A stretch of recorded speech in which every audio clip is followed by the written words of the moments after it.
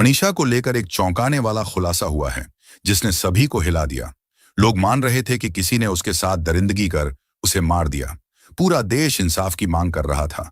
लेकिन जैसे जैसे जांच आगे बढ़ी, सबूतों की परतें खुली तो सामने आया वही चेहरा जिस पर मनीषा ने सबसे ज्यादा भरोसा किया था, और वही गुनहगार निकला। अब सवाल है कि आखिर उसने ऐसा क्यों किया? क्यों प्यार का नाटक रचकर इतनी बड़ी साजिश की?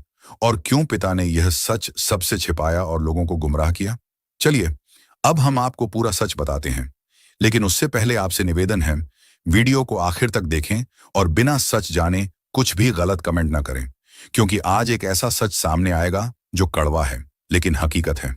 आइए जानते हैं इस पूरी घटना को शुरू से आखिर तक। मनीषा गांव की एक सीधी सादी लड़की थी। वह प्ले स्कूल में बच्चों को पढ़ाती थी, पूरे दिन मेहनत करती और शाम को पढ़ाई में जुट जाती। उसका सपना बिल्कुल साफ था। वह अपने गांव की पहली ऐसी लड़की बनना चाहती थी जो नर्सिंग ऑफिसर बने। उसके इरादे मजबूत थे और वह अपने माता पिता के सपनों को पूरा करना चाहती थी। लेकिन 11 अगस्त का दिन उसकी जिंदगी में सबसे बड़ा तूफान लेकर आया। उस दिन मनीषा अपने गांव से निकलकर सिंघानी स्थित आइडियल नर्सिंग कॉलेज गई थी। उसका मकसद था BSSC नर्सिंग का फॉर्म लेना और भरना। यह एक सामान्य सी बात थी, लेकिन उसी दिन उसके साथ ऐसी घटना हुई जिसने सबको हिलाकर रख दिया। शाम तक जब वह घर वापस नहीं लौटी तो परिवार की बेचैनी बढ़ने लगी। पिता ने हर जगह तलाश शुरू कर दी। वे नर्सिंग कॉलेज तक पहुंचे, लेकिन गार्ड ने साफ कह दिया कि यह लड़की यहां आई ही नहीं थी। पिता ने बार बार विनती की कि CCTV फुटेज दिखा दीजिए, लेकिन गार्ड ने बहाना बना दिया कि स्टाफ मौजूद नहीं है और हम कुछ नहीं दिखा सकते। पिता की बेचैनी लगातार बढ़ रही थी। तभी शाम को मनीषा के मोबाइल से पिता के फोन पर केवल 10 सेकंड की घंटी आई। उसके बाद उसका फोन स्विच ऑफ हो गया। यह पल पूरे परिवार के लिए झटके जैसा था। अब उनकी हालत और खराब हो गई। पिता ने तुरंत पुलिस को खबर दी, लेकिन पुलिस का रवैया बेहद लापरवाह था। पुलिस ने कहा कि लड़की 19 साल की है, शायद किसी दोस्त के साथ घूमने चली गई होगी। उन्होंने कहा 24 घंटे इंतजार करो, अपने आप लौट आएगी। पिता ने हाथ जोड़कर कहा कि उनकी बेटी ऐसा कभी नहीं कर सकती, लेकिन पुलिस ने FIR तक दर्ज नहीं की। यही इस मामले में पुलिस की बड़ी चूक साबित हुई। उस रात पूरा परिवार और गांव वाले मनीषा को ढूंढते रहे, लेकिन कोई सुराग नहीं मिला।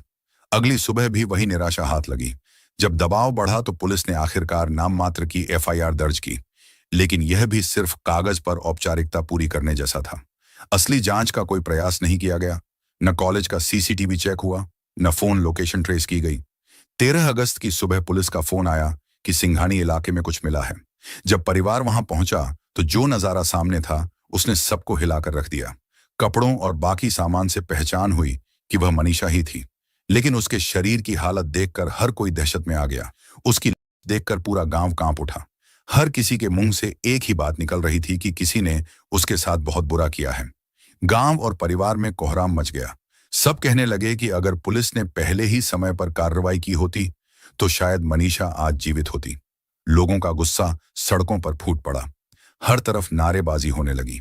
प्रशासन ने लोगों को शांत कराने की कोशिश की, लेकिन परिवार ने साफ कह दिया कि जब तक असली दोषियों को गिरफ्तार नहीं किया जाएगा तब तक वे अंतिम संस्कार नहीं करेंगे। मनीषा का पोस्टमार्टम हुआ और रिपोर्ट ने सबको चौंका दिया। रिपोर्ट में लिखा गया कि उसके शरीर पर गहरे घाव हैं, लेकिन साथ ही यह भी कहा गया कि उसके साथ कोई गलत काम नहीं हुआ। यह बात सुनकर हर कोई हैरान था। सवाल उठने लगे कि जब शरीर पर इतने घाव हैं तो यह कैसे कहा जा सकता है कि उसके साथ गलत काम नहीं हुआ। परिवार का गुस्सा और भड़क गया। उन्होंने कहा कि रिपोर्ट में झूठ लिखा गया है और सच को दबाने की कोशिश की जा रही है। फिर सरकार पर दबाव बढ़ा और दूसरी बार पोस्टमार्टम कराया गया। दूसरी रिपोर्ट में लिखा गया कि बड़े घाव किसी जानवर ने किए होंगे। यानी पहली और दूसरी रिपोर्ट में जमीन आसमान का फर्क था। अब सवाल यह था कि दो अलग अलग मेडिकल टीम एक ही केस पर इतनी अलग राय कैसे दे सकती हैं? क्या यह किसी दबाव में किया जा रहा था या किसी को बचाने के लिए खेल रचा जा रहा था? परिवार ने साफ आरोप लगाया कि मनीषा नर्सिंग कॉलेज गई थी और वहीं से सब कुछ हुआ।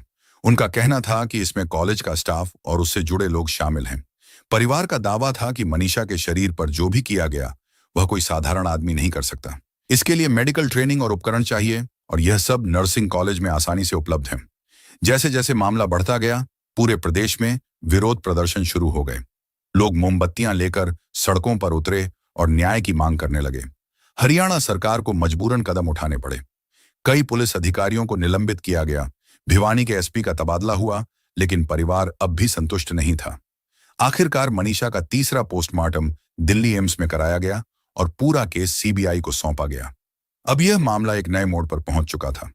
अनौपचारिक सूत्रों से खबर आई कि इस केस में मनीषा का कोई करीबी ही शामिल हो सकता है, और फिर जांच में वह चौंकाने वाली बात सामने आई जिसने सबको हिला दिया।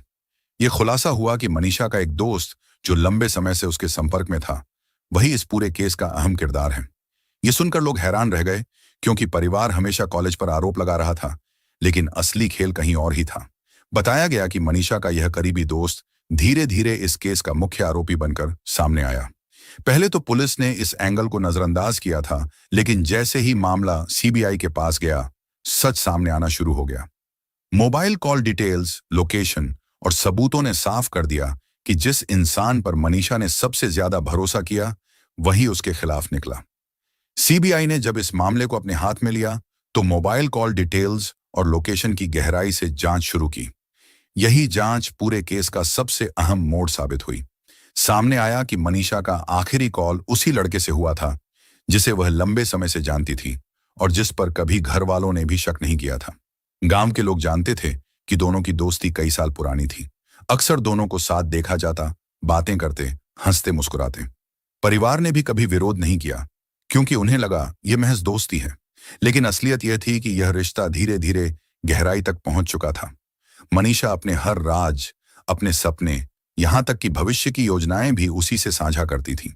जांच में यह बात भी सामने आई कि जिस दिन मनीषा कॉलेज जाने के लिए घर से निकली थी, उस दिन उसने सबसे ज्यादा कॉल उसी लड़के को किए थे। और सबसे चौंकाने वाली बात यह रही कि शाम को जब मनीषा के पिता को उसके मोबाइल से केवल 10 सेकंड की कॉल आई थी, उस वक्त भी मनीषा उसी लड़के के साथ थी। इसके तुरंत बाद ही उसका फोन बंद हो गया और यहीं से सबूतों की सबसे मजबूत कड़ी मिली। सीबीआई ने जब उस लड़के से पूछताछ की, तो शुरुआत में उसने सब कुछ नकार दिया। उसने कहा कि वह मनीषा से मिला ही नहीं था। लेकिन जब उसके सामने लोकेशन ट्रैकिंग और कॉल डिटेल्स रखी गईं, तो उसका चेहरा उतर गया। आखिरकार दबाव में उसने सच कबूल लिया कि हाँ, वह मनीषा के साथ था।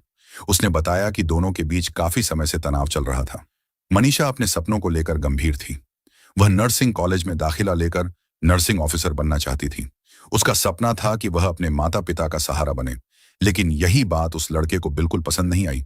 वह चाहता था कि मनीषा पढ़ाई छोड़कर केवल उसी के साथ रहे और घर परिवार संभाले। मनीषा ने साफ कह दिया कि उसके सपने बड़े हैं और वह पीछे नहीं हटेगी। यही से दोनों के बीच झगड़े शुरू हो गए। धीरे धीरे ये झगड़े इतने बढ़ गए कि लड़के को लगने लगा कि मनीषा उससे दूर होती जा रही है। उसके मन में डर बैठ गया कि अगर वह आगे पढ़ाई के लिए किसी बड़े शहर चली गई, तो उनका रिश्ता खत्म हो जाएगा। यही डर उसके भीतर नफरत में बदल गया। लड़के ने बताया कि 11 अगस्त को उसने मनीषा को बुलाया था। वहां दोनों के बीच बहस इतनी बढ़ गई कि हालात बिगड़ गए। गुस्से में उसने सब कुछ कर दिया और फिर पहचान छिपाने के लिए सबूत मिटाने की कोशिश की, ताकि किसी को शक न हो। असल खेल यहीं से शुरू हुआ। पुलिस ने इस एंगल को शुरू से ही दबाने की कोशिश की, क्योंकि लड़के का परिवार प्रभावशाली था। उसका चाचा एक बड़े पद पर था और कई रिश्तेदार स्थानीय नेताओं से जुड़े थे। इसलिए पुलिस बार बार कॉलेज का नाम बीच में लाती रही और परिवार को यह समझाती रही कि इसमें कॉलेज का हाथ है। लेकिन सच कहीं और छुपा था। जब मनीषा का परिवार यह जान पाया कि उनका विश्वास तोड़ने वाला कोई और नहीं, बल्कि वही लड़का है जिसे वे अपना मानते थे, तो उनका गुस्सा 7वें आसमान पर पहुंच गया। गांव के लोग भी हैरान रह गए। सबको लगता था कि वह लड़का मनीषा का ख्याल रखता है, लेकिन असलियत इसके बिल्कुल उलट निकली। गांव में चर्चाएं होने लगीं। लोग कहने लगे कि अगर पुलिस पहले दिन से ईमानदारी से जांच करती, तो सच उसी वक्त सामने आ जाता। लेकिन पुलिस ने जानबूझकर देरी की ताकि लड़का और उसका परिवार बच सके। यही वजह रही कि बार बार रिपोर्ट बदली गई। कभी कहा गया कि जानवरों ने हमला किया, कभी कहा गया कि उसने जहरीली दवा खा ली, कभी और बहाने घड़े गए। सच्चाई अब सामने थी। मनीषा के साथ जो हुआ, उसका सबसे बड़ा कारण वही विश्वासघात था जो उसके सबसे करीबी इंसान ने किया। उसने न केवल भरोसे को तोड़ा, बल्कि अपने बचाव के लिए तरह तरह के जाल भी बिछाए। जांच में यह भी सामने आया कि घटना के बाद उसने अपने कुछ दोस्तों को फोन कर कहा कि वह बड़ी मुसीबत में है। दोस्तों ने भी उसे बचाने की कोशिश की। एजेंसी ने जब उन दोस्तों से पूछताछ की, तो कई राज खुले। उन्होंने बताया कि लड़का लंबे समय से परेशान था। वह बार बार कहता था कि अगर मनीषा ने कॉलेज में दाखिला ले लिया, तो वह उसके हाथ से निकल जाएगी। इसी डर ने उसके मन को खोखला कर दिया और आखिरकार उसने खतरनाक कदम उठा लिया। सीबीआई की जांच में एक और बड़ा खुलासा यह सीबीआई की जांच में एक और बड़ा खुलासा यह हुआ कि लड़के ने जानबूझकर कॉलेज का नाम बीच में लाया ताकि ध्यान वहां भटके और कोई उस पर शक न करे।